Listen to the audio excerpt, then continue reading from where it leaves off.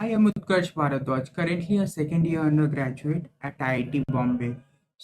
इस लेक्चर में हम लोग कुछ जो भी पहले हम लोगों ने कॉन्सेप्ट पढ़ा है about differential equation, exact ordinary differential equation, उस पे बेस्ड हम लोग कुछ क्वेश्चंस देखेंगे इस लेक्चर में। ये जो भी हम लोग क्वेश्चन कर रहे हैं वो बहुत इंपॉर्टेंट है आपके फ्यूचर पॉइंट ऑफ व्यू से। आप जब आगे इस चैप्टर में जाओगे तो उसका बहुत सारा यूज और एप्लीकेशंस आने वाला है।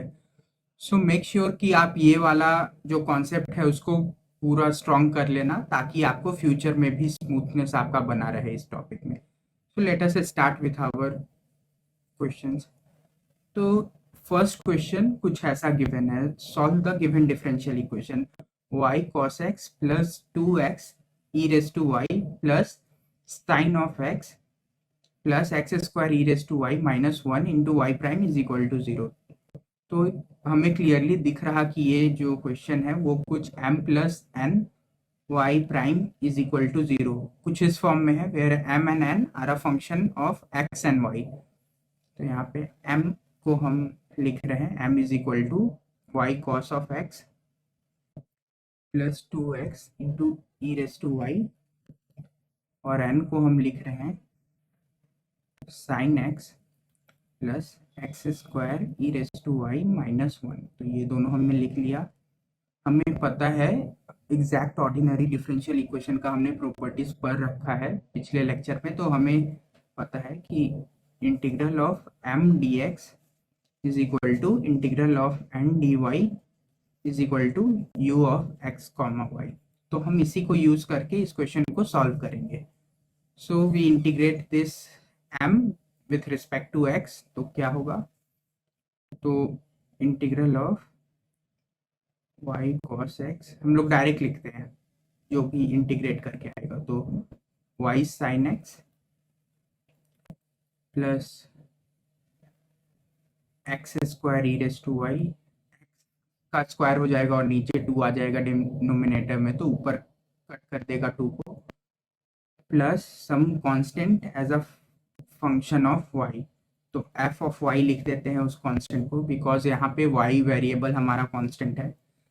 सिमिलरली अगर हम n को इंटीग्रेट करें y के रिस्पेक्ट में, तो देन क्या अपना रिजल्ट आएगा, y into sine of x plus x square into e raise to y minus y plus some g of x।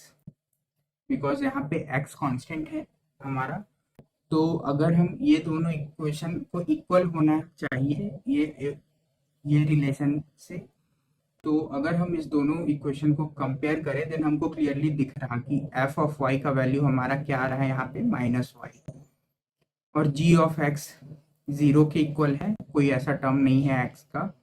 तो जो हमारा फाइनल इक्वेशन आएगा u of x comma y वो कुछ ऐसा आएगा, y sine x plus x square into e raise to y minus y. So ये हमारा फाइनल सॉल्यूशन आ गया इस क्वेश्चन का। होप करता हूँ कि आपको समझ में आया होगा। आप कॉन्सेप्ट लगाओगे तो डायरेक्टली सॉल्व हो जाएगा। So let us move to the next question. ये तो इसे ही, तो हम कुछ वार्म अप प्रॉब्लम्स कर रहे हैं, लाइक जो भी हमने कॉन्सेप्ट पढ़ा है उसी पे बेस्ड है ये, जो भी वार्म अप प्रॉब्लम्स है वो सारे। तो हमारा फर्स्ट क्वेश्चन है कि x square x y square plus b x square y d x plus x plus y into x square d y is equal to zero. तो हमें फाइंड आउट करना है b का वैल्यू। तो हमें clearly दिख रहा कि ये जो गिवन है डिफरेंशियल इक्वेशन, इसको सेटिस्फाई करना होगा एग्जैक्ट ओडी का कंडीशन। तो बस हम लोग एम डी एक्स को इक्वेट करेंगे एन डी वाई से, जहाँ पे m ये है और ये n है। सो तो इंटीग्रेट करने के बाद इस टर्म को x के रिस्पेक्ट में हमें कुछ ऐसा मिल रहा, x square y square by two plus b x cube into y by three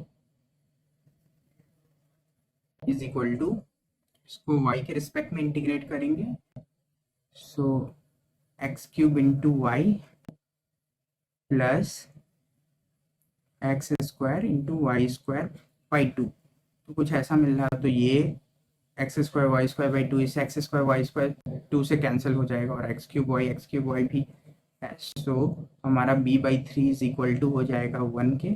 so therefore b का वैल्यू 3r इस क्वेश्चन में। तो इजी क्वेश्चन था, बस आपको सिंपल फार्मूला लगा के सॉल्व करना था। तो सेकंड क्वेश्चन है हमारा वार्म अप में, the value of y for which the differential equation has solution in the form of y is equal to e raise to r T.